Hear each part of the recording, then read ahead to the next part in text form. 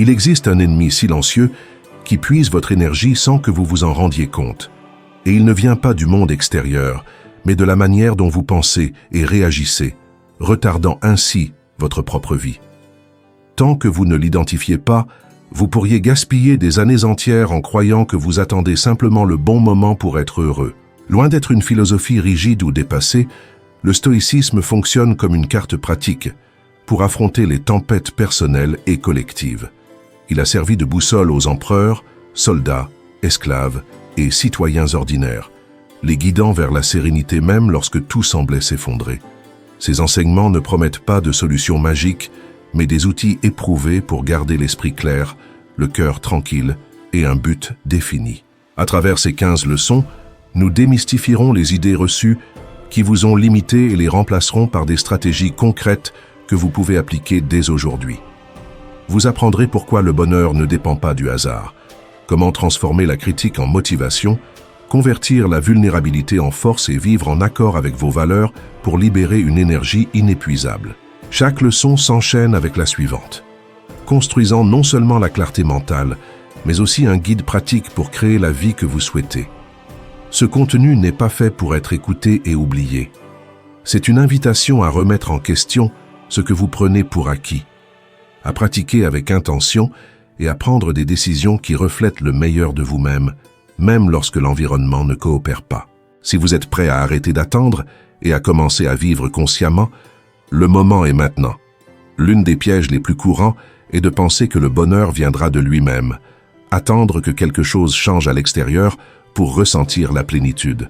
Nous remettons notre bien-être à plus tard en pensant qu'il ne sera atteignable qu'en obtenant un emploi, un partenaire ou en atteignant certains objectifs, tandis que le présent devient une salle d'attente vide, chargée d'attentes pour un avenir incertain. Les stoïciens ont compris ce piège il y a plus de 2000 ans. Marc Aurèle, affrontant guerre, trahison et épidémie, ne conditionnait pas sa paix à un scénario parfait. Épictète, qui fut esclave, comprit que la sérénité dépendait de la maîtrise de ses pensées. Sénèque, face à l'exil et à la perte, n'attendait pas que le monde s'aligne pour vivre avec un but. Il savait que le bonheur n'est pas une destination, mais une pratique quotidienne. Dépendre de facteurs externes, c'est remettre son pouvoir à ce que l'on ne peut pas contrôler, comme laisser les clés de sa maison à un inconnu en espérant qu'il les rende. En revanche, lorsque vous décidez que votre source d'énergie et de paix est en vous, vous retrouvez la liberté de vivre pleinement votre expérience, en acceptant les hauts et les bas inévitables de la vie. Cessez d'être un juge qui décide si vous pouvez vous sentir bien et transformez votre vie en une scène où votre rôle principal est d'agir, pas d'attendre. Réfléchissez. La dernière fois que vous avez atteint quelque chose que vous pensiez apporter un bonheur durable, combien de temps cette sensation a-t-elle duré? Probablement seulement quelques jours. Ce n'est pas un défaut de votre part, mais un signe que la véritable plénitude se cultive de l'intérieur, chaque jour. Il existe un phénomène humain appelé adaptation hédonique, qui nous fait nous habituer rapidement aux changements positifs, aussi grands soient-ils. Les stoïciens avaient compris cela des siècles avant que la psychologie moderne ne le décrive. Chercher le bonheur uniquement dans les réussites, les objets ou les personnes, c'est comme tenter de remplir un récipient percé. Aussi plein soit-il, il ne sera jamais complet. Marc Aurèle écrivait ses méditations au milieu de camps militaires, entouré d'incertitudes et de dangers, et trouvait pourtant la paix. Épictète découvrit que la véritable liberté ne dépend pas des chaînes extérieures, et Sénèque n'avait pas besoin d'une justice parfaite pour vivre avec intégrité. Tous comprirent que la force réside à tirer parti de ce que l'on possède maintenant, et à donner un sens même à l'adversité, en embrassant ce que les stoïciens appelaient l'amor fati, l'amour du destin tel qu'il est. Lorsque nous vivons en attendant des conditions parfaites, nous tombons dans un double piège. Nous retardons notre bonheur et devenons spectateurs de notre propre vie, plaçant notre espoir dans un avenir incertain qui semble toujours s'éloigner. Le présent, en revanche, est le seul endroit où nous pouvons vraiment agir, créer et transformer. Les stoïciens remplacèrent la question « Que dois-je faire pour être heureux ?» par « Que puis-je faire maintenant pour vivre selon mes valeurs ?» En vous concentrant sur ce qui est sous votre contrôle, vous retrouvez énergie, direction et le sentiment que votre vie dépend de vous. et non de facteurs externes. Le calme naît de décisions conscientes répétées chaque jour, pas comme un cadeau du destin. Un simple exercice quotidien peut faire la différence. Au lieu de vous focaliser sur ce qui manque, reconnaissez quelque chose de précieux que vous possédez déjà, comme la capacité d'apprendre, l'opportunité de travailler sur quelque chose qui compte, ou la simple possibilité de respirer et de penser par vous-même. Ce changement de perspective n'est ni naïveté ni optimisme forcé, mais un acte de pouvoir. Vous décidez de ne pas attendre pour vous sentir vivant et commencer à agir avec ce que vous avez maintenant. La pratique de l'amor fati consiste à accepter votre vie telle qu'elle est, y compris les défis qui vous façonnent, tout en travaillant à améliorer ce que vous pouvez. Cela signifie que votre monde intérieur peut être en équilibre même si l'extérieur ne l'est pas, vous rappelant que la vie ne commence pas quand tout s'arrange, elle se déroule maintenant. Chaque instant passé à attendre est un instant perdu, et reporter votre bien-être en pensant qu'un futur le résoudra est un autoleurre. Pour les stoïciens, le temps est une ressource finie et précieuse. Le gaspiller en attendant est l'une des erreurs les plus graves. L'invitation est donc claire. Cessez de voir le bonheur comme un prix conditionnel et commencez à le cultiver comme un muscle, en renforçant votre vie chaque jour avec de petites décisions cohérentes et conscientes. Dirigez votre énergie vers ce que vous pouvez réellement toucher, influencer et créer. Ainsi, vous cessez d'être prisonnier de ce que vous ne contrôlez pas et vous réalisez que ce que vous possédez déjà, vos principes, votre capacité à décider et votre volonté, suffit pour construire une vie pleine de sens. Marc Aurèle nous a enseigné qu'il n'existe pas de scénario parfait, mais la force de vivre avec un but. Épictète nous a rappelé que la liberté la plus précieuse ne dépend pas des chaînes physiques, mais de notre esprit. Et Sénèque nous a légué la certitude que le sens de la vie ne réside pas à attendre de meilleures circonstances, mais à choisir une attitude noble face à celle que nous avons. Vous pouvez dès aujourd'hui commencer à vivre cette vérité. Vous n'avez pas besoin que quelque chose change dehors pour transformer votre monde intérieur, ni attendre le moment parfait pour faire le premier pas. Vous n'avez pas à attendre que la vie vous sourie pour lui sourire en premier. Voilà la différence entre consommer l'existence dans l'attente et construire la vie instant après instant, avec la conviction que le bonheur n'est pas un cadeau en suspens, mais une œuvre que vous créez vous-même. Pour le mettre en pratique, engagez-vous envers vous-même dès maintenant. Choisissez un acte conscient que vous pouvez accomplir aujourd'hui pour vous aligner avec vos valeurs.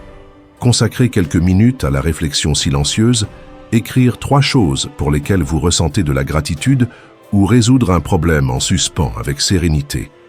Chaque action renforce l'idée que vous n'attendez pas que le bonheur arrive, mais que vous le cultivez ici et maintenant.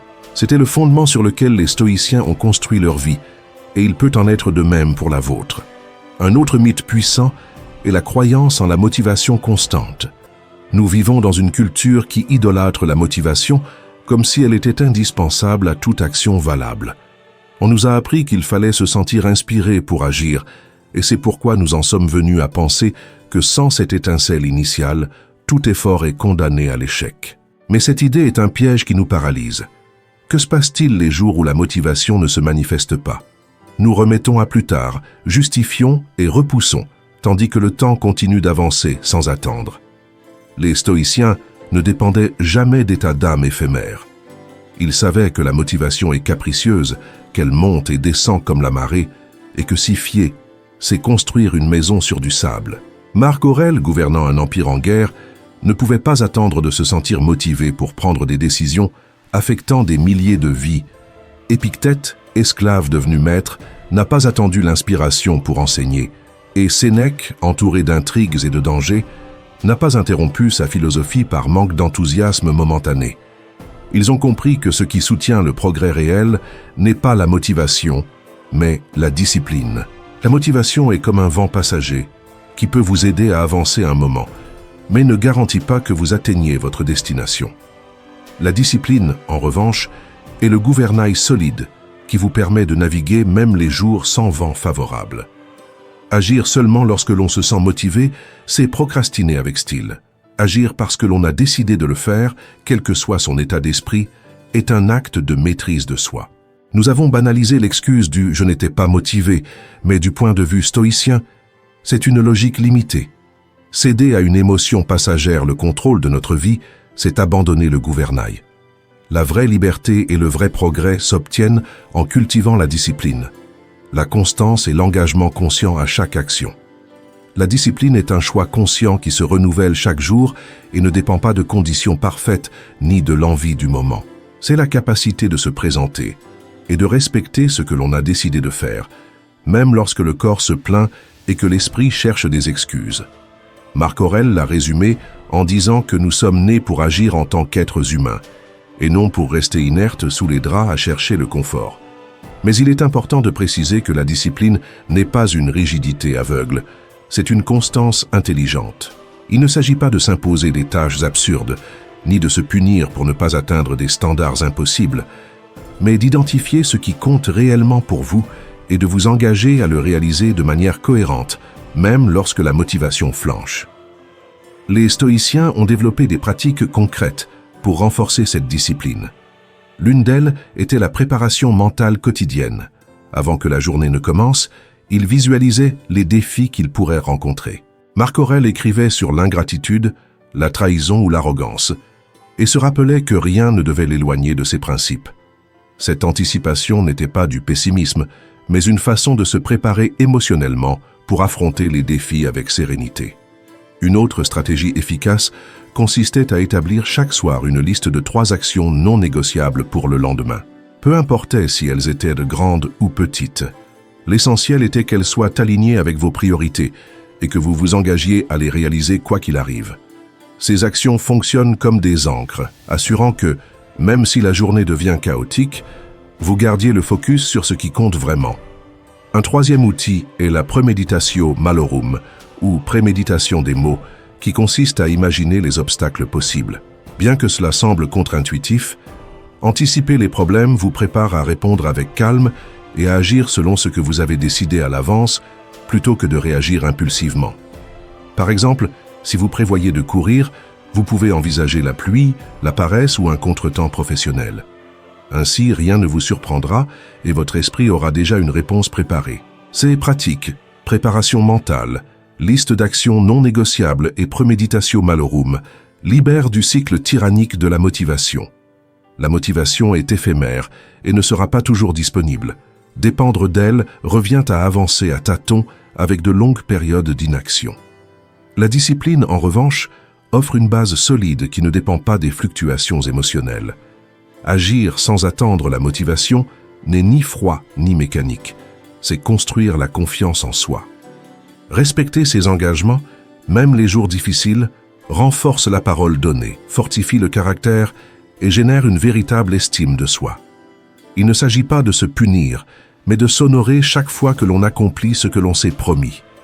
Ainsi, la discipline cesse d'être seulement une habitude pour devenir une identité. Vous n'êtes plus quelqu'un qui agit quand il en a envie, mais quelqu'un qui agit parce qu'il a décidé de le faire. Et cette différence, bien que subtile, engendre d'énormes changements dans les résultats et dans la perception que vous avez de vous-même. La vie n'offrira pas toujours des conditions favorables. Il y aura des jours de fatigue, de déception, d'imprévus et de douleur. Attendre la motivation dans ces circonstances est risqué. La discipline, en revanche, est un refuge auquel vous pouvez toujours revenir. Pour la pratiquer, notez chaque soir 3 actions que vous accomplirez le lendemain sans excuse. Peu importe leur ampleur, l'essentiel est votre engagement inébranlable. Lorsque le moment viendra, ne négociez pas avec vous-même. Agissez parce que c'est ce que vous avez décidé. Avec le temps, vous remarquerez comment votre constance et votre maîtrise de soi transforment votre vie. La motivation, celle qui semblait si indispensable, commence à apparaître naturellement, mais plus comme une condition pour agir, plutôt comme la conséquence de l'action elle-même. Souvent, commencer est ce qui met le moteur en marche. L'énergie vient après, pas avant. C'est l'un des secrets les mieux gardés de la productivité et du bien-être. N'attendez pas de vous sentir prêt pour franchir le premier pas. Agissez et vous vous sentirez bientôt prêt. L'idée d'une motivation constante est un mythe, car la nature humaine ne fonctionne pas ainsi. Nous sommes des créatures d'habitude, et ce que nous répétons chaque jour définit bien plus notre parcours que ce que nous ressentons à un instant isolé. La discipline est le pont entre ce que nous disons vouloir et ce que nous faisons réellement.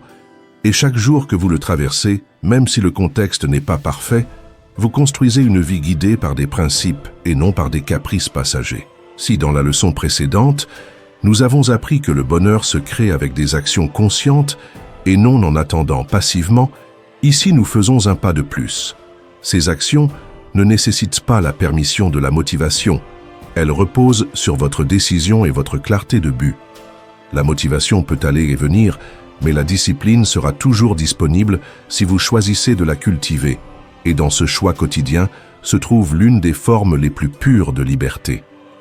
L'une des paradoxes les plus subtils de la vie moderne est que, tandis que nous cherchons de l'énergie pour affronter nos journées, nous en gaspillons une grande partie dans ce que nous ne pouvons pas contrôler, le passé et le futur. L'esprit, inquiet par nature, a tendance à vagabonder, passant en revue des conversations passées, revivant des erreurs ou anticipant des problèmes qui n'existent pas encore. Chaque saut mental consomme de petites doses d'énergie qui, accumulées, nous laissent épuisés sans que nous ayons fait quoi que ce soit de réellement productif, comme tenter de remplir un verre percé à plusieurs endroits. Les stoïciens comprenaient que le présent est le seul territoire où nos actions peuvent avoir un effet.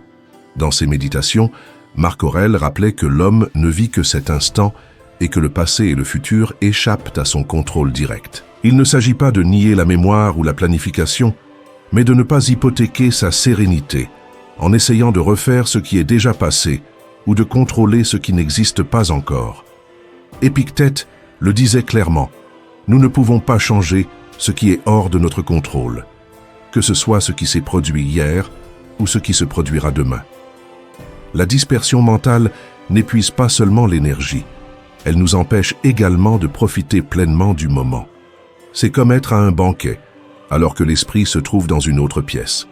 Les plats passent devant nous, mais nous ne les goûtons pas. Nous vivons en accumulant des expériences sans réellement les habiter, comme si nous les gardions pour un futur qui n'arrive jamais. C'est pourquoi, en vivant ainsi, nous nous sentons vides. La vie ne s'accumule pas, elle se vit dans l'instant. Retrouver l'énergie du présent ne nécessite pas de changer radicalement nos circonstances, mais d'ajuster notre manière de nous rapporter au temps. Une pratique stoïcienne pour y parvenir est la pause consciente. Avant de réagir automatiquement, avant de laisser l'esprit se précipiter vers des souvenirs ou des anticipations, s'arrêter quelques secondes pour s'ancrer dans le moment présent. Aucun rituel complexe n'est nécessaire pour se connecter au présent. Il suffit de prendre une respiration lente et profonde, de sentir l'air entrer et sortir, et de permettre à votre attention de se centrer sur le corps et la sensation d'être ici. Ce geste simple agit comme un interrupteur. Il éteint la dispersion mentale et allume la présence. La deuxième pratique consiste à observer le moment présent de manière consciente. Il ne s'agit pas seulement d'être physiquement présent, mais d'ouvrir les sens à ce qui se passe autour de vous. Remarquer la lumière entrant par une fenêtre, écouter le murmure d'une conversation proche ou percevoir la température sur la peau. Cette attention délibérée transforme même les expériences les plus simples en quelque chose de plein et de significatif. Sénèque conseillait de vivre avec une telle attention que même le quotidien devienne précieux, rappelant que chaque instant est unique et irrépétable. La troisième pratique, peut-être la plus transformatrice, est de vivre la journée comme une unité complète. Cela implique de ne pas charger la journée d'attente dépendant du futur, mais de se concentrer sur le fait de faire d'aujourd'hui un jour complet et significatif. Au réveil, demandez-vous, si c'était mon dernier jour, comment voudrais-je le vivre? Ce n'est pas un exercice morbide, mais un outil puissant pour filtrer le superflu et concentrer l'énergie sur l'essentiel. Marc Aurèle avertissait que la vie nous demande d'agir dans le présent avec droiture, sans être piégé dans d'autres temps. Vivre la journée comme une unité signifie également lâcher ce qui ne correspond pas à ce cadre temporel. Vous ne pouvez pas résoudre tous les problèmes aujourd'hui, récupérer toutes les opportunités perdues, ni anticiper chaque obstacle, mais vous pouvez décider comment vous agirez dans les prochaines heures pour honorer votre but et préserver votre énergie. En réduisant l'horizon temporel, le présent cesse d'être une salle d'attente et devient le lieu où vous agissez réellement. Lorsque nous nous ancrons dans l'instant, l'énergie qui semblait rare se multiplie. Non pas parce qu'il y a plus d'heures, mais parce que nous cessons de les gaspiller dans des préoccupations imaginaires. Les problèmes futurs cessent de nous drainer et les erreurs passées, déjà examinées et comprises, perdent leur poids. Dans cet espace libéré du bruit mental, la clarté et la force émergent naturellement. Les stoïciens ne cherchaient pas à se déconnecter du passé ou du futur, mais à maintenir avec eux une relation équilibrée. Le passé comme maître, le futur comme guide, et le présent comme le terrain fertile où planter et récolter. Pratiquer la présence est un acte de souveraineté personnelle, mais ce n'est pas facile, car notre esprit a l'habitude de vagabonder. Comme toute habitude, elle se renforce par la pratique constante. Vous pouvez commencer par de micro-instants, en vous lavant les mains, sentir le contact de l'eau, en buvant, noter le goût et la température, en marchant, écouter le rythme de vos pas. Peu à peu, ces moments conscients se relient, formant une trame de présence qui soutient toute la journée. L'essentiel n'est pas d'ajouter plus d'activité à votre vie, mais d'éliminer ce qui la fragmente. Il ne s'agit pas de vivre des expériences extraordinaires à chaque instant, mais d'habiter chaque moment, même s'il semble ordinaire. L'énergie cachée dans le présent ne se libère pas par de grands gestes, mais par une attention continue, évitant qu'elle se disperse dans des directions inutiles. Si, dans la leçon précédente, nous avons appris que la discipline nous permet d'agir sans dépendre de la motivation, ici nous découvrons que le présent nous offre la source d'énergie la plus stable et constante. Un esprit dispersé peine à rester sur le cap, tandis qu'un esprit présent avance avec fermeté et clarté. Le meilleur, c'est que nous n'avons pas besoin d'attendre que les circonstances externes changent pour accéder à cette énergie. Elle est disponible, ici et maintenant. La prochaine fois que vous sentirez que la journée vous dépasse ou que vos forces fléchissent, arrêtez-vous. Faites une pause consciente. Observez ce que vous avez devant vous et rappelez-vous que ce jour est une unité complète. Votre pouvoir réside dans le fait de le vivre pleinement. Ce qui est passé ne peut plus vous affecter, ce qui viendra n'a pas encore de forme, et la seule chose qui vous appartient est cet instant. Si vous apprenez à l'habiter, vous découvrirez plus d'énergie que vous ne le croyiez possible. La tristesse, loin d'être une ennemie, peut être une sagesse déguisée. Dans une culture qui nous pousse à sourire même lorsque nous nous sentons fragiles, nous avons appris à craindre toute ombre émotionnelle, comme si ressentir était un signe de faiblesse. Les stoïciens comprenaient que les émotions, même les plus lourdes, sont des maîtres déguisés, et la tristesse occupe une place spéciale. Elle peut nous plonger dans l'autocompassion, mais elle peut aussi affiner notre regard sur ce qui compte réellement. La clé réside dans la distinction entre la tristesse qui nous paralyse et celle qui nous instruit. La tristesse toxique est celle qui s'accroche à elle-même, répète les mêmes pensées sans avancer et nous enferme dans un cycle sans issue. Elle absorbe notre énergie vitale et nous transforme en spectateurs passifs de notre propre vie. En revanche, la tristesse légitime, celle que les stoïciens valorisaient, ne nie pas la douleur et ne l'idéalise pas.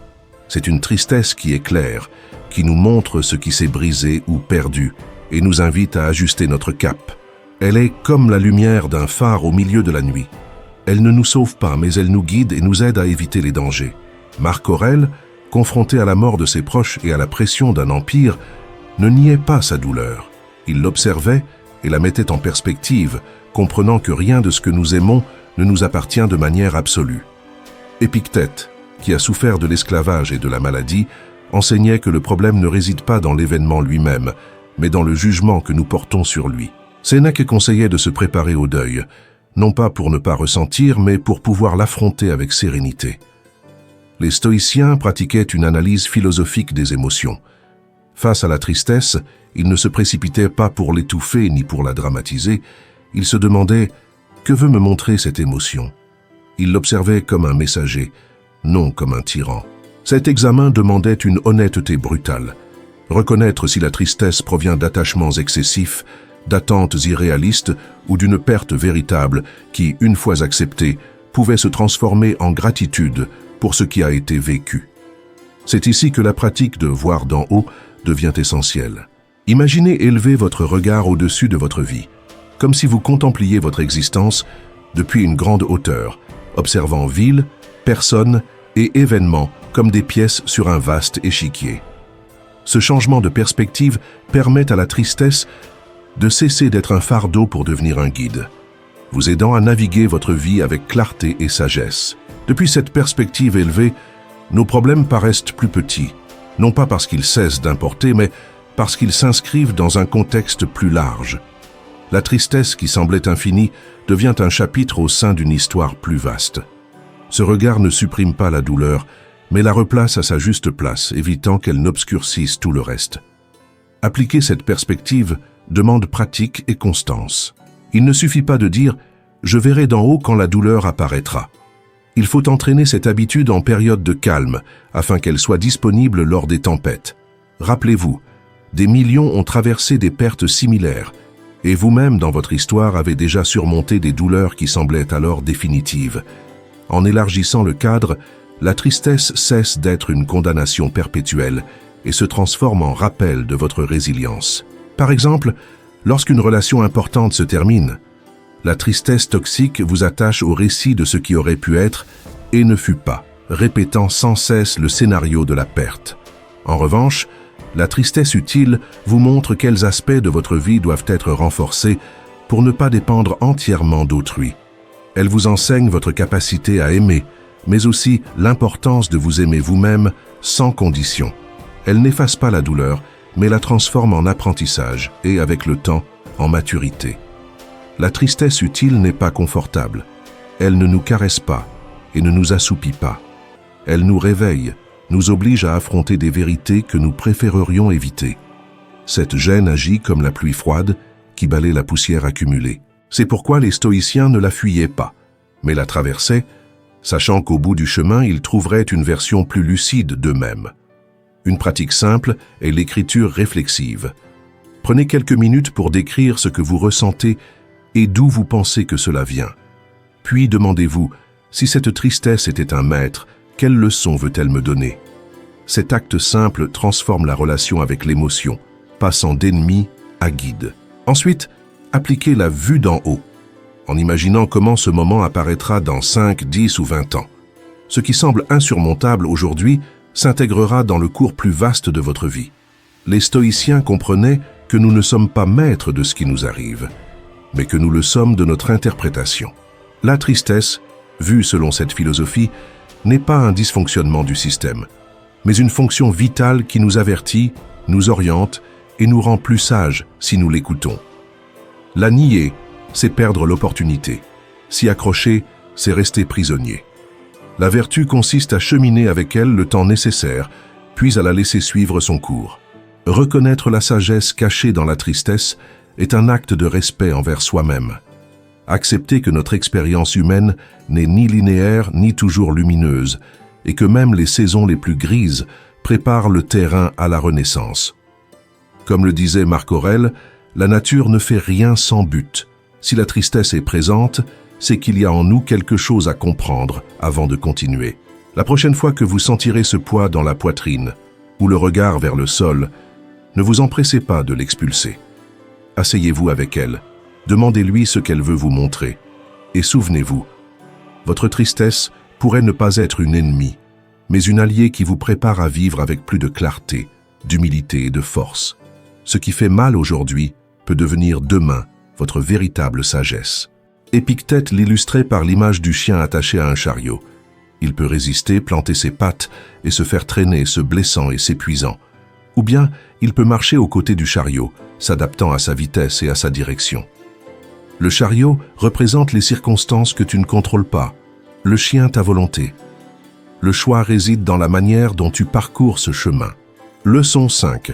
Le pouvoir d'accepter ce que l'on ne peut pas changer.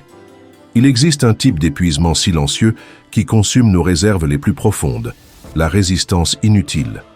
C'est cette lutte intérieure contre des circonstances qui, malgré nos efforts, échappent à notre contrôle. Nous nous accrochons à l'idée que si nous insistons suffisamment, le monde s'ajustera à nos attentes, et ce combat constant nous épuise sans produire de réels changements. Pendant ce temps, la vie suit son cours sans attendre que notre obstination cède.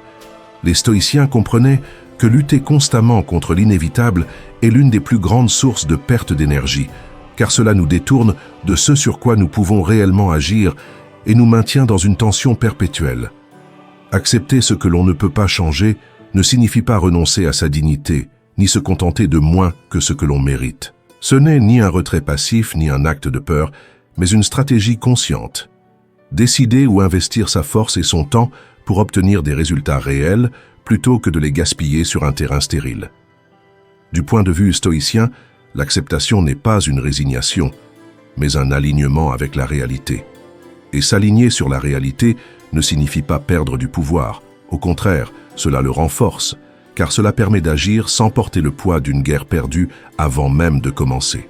Marc Aurèle exprimait une idée similaire avec une autre métaphore. Aime ce qui t'arrive, car cela fait partie du destin que tu as choisi. Ce concept est connu sous le nom d'amor fati, l'amour du destin. Il ne s'agit pas de soumission aveugle, mais de trouver dans chaque événement, même les plus difficiles, une opportunité de pratiquer la vertu, la patience, la créativité ou la force. Quand tu aimes ton destin, tu cesses de te sentir victime de la vie et deviens son collaborateur. La clé pour atteindre cette acceptation active est de comprendre la dichotomie du contrôle, l'un des principes les plus importants du stoïcisme. La réalité se divise en deux, ce qui dépend de toi, tes pensées, décisions et actions, et ce qui n'en dépend pas, l'opinion des autres, le climat, le passé, le hasard. Une grande partie de notre frustration vient de la confusion entre ces catégories ou du gaspillage d'énergie sur ce que nous ne pouvons pas changer. La pratique consiste à entraîner l'esprit à identifier rapidement dans quel domaine se situe un problème et à agir en conséquence. Si cela dépend de toi, fais ce qui est nécessaire. Si ce n'est pas le cas, lâche prise. Lâcher prise ne signifie pas l'indifférence. Cela exige une vigilance constante sur les dialogues internes qui nourrissent la résistance. Observe combien de fois ton esprit répète des phrases comme « cela ne devrait pas être ainsi » ou « ce n'est pas juste ». Ce que tu peux changer, c'est ta réaction face à ces faits. Ce déplacement du focus de la plainte à l'action est la véritable libération offerte par l'acceptation. Accepter préserve également ton énergie émotionnelle pour ce qui compte vraiment. Lorsque tu cesses de lutter contre l'inamovible, tu récupères de la force pour améliorer ce qui dépend de toi. C'est comme fermer une valve invisible par laquelle s'échappaient tes ressources intérieures. La sérénité que tu obtiens n'est pas un luxe, mais un outil de survie émotionnelle dans un monde plein de défis inattendus. Cette pratique peut s'intégrer facilement dans la vie quotidienne. Le matin, avant de commencer tes activités, prends quelques minutes pour passer en revue ce que tu attends de la journée et distingue ce qui dépend de toi de ce qui n'en dépend pas. S'il y a une réunion difficile, concentre-toi sur ta préparation, pas sur le contrôle des réactions des autres. Si la météo gâche un plan, cherche des alternatives plutôt que de gaspiller de l'énergie à te lamenter. Répéter chaque jour, cet exercice renforce la capacité à agir sans s'épuiser dans des batailles inutiles. Épictète enseignait que la liberté intérieure ne consiste pas à faire ce que l'on veut, mais à vouloir ce que l'on fait lorsque l'on ne peut plus changer les circonstances. Cela redéfinit le pouvoir personnel. Il ne s'agit pas de modeler le monde à notre guise, mais de nous y adapter intelligemment. L'acceptation est une forme supérieure de force, car renoncer à l'illusion du contrôle absolu ne signifie pas renoncer à une action significative. La résistance inutile est un voleur silencieux. Elle dérobe ta paix et ta capacité à créer. Un artiste qui se plaint de la pluie ne peint pas avec la lumière disponible. Un entrepreneur qui regrette le marché laisse passer des opportunités. Un parent qui se remémore comment c'était perd le contact avec le présent. La vie récompense l'adaptation lucide, non la résistance aveugle. Accepter ce que l'on ne peut pas changer est, en fin de compte, un acte d'amour propre. Se dire « je ne m'épuiserai pas là où il n'y a pas de fruits. J'investirai mon énergie là où elle peut porter ses fruits. » C'est un engagement envers ton bien-être et ton efficacité dans le monde. Comme dans la métaphore du chien et du chariot, cela signifie choisir de marcher avec la vie plutôt que d'être traîné. La prochaine fois que tu te sens pris dans la plainte ou la frustration, demande-toi « cela dépend-il de moi ?» Si la réponse est non, rappelle-toi que la vie n'attend pas que tu termines ta bataille inutile. Lâche la corde, accompagne le chariot, et tu découvriras qu'il y a plus de liberté dans ce mouvement harmonieux que tu ne l'imaginais. Car le vrai pouvoir ne réside pas dans le fait de tout changer, mais dans la manière dont tu vis ce que tu traverses.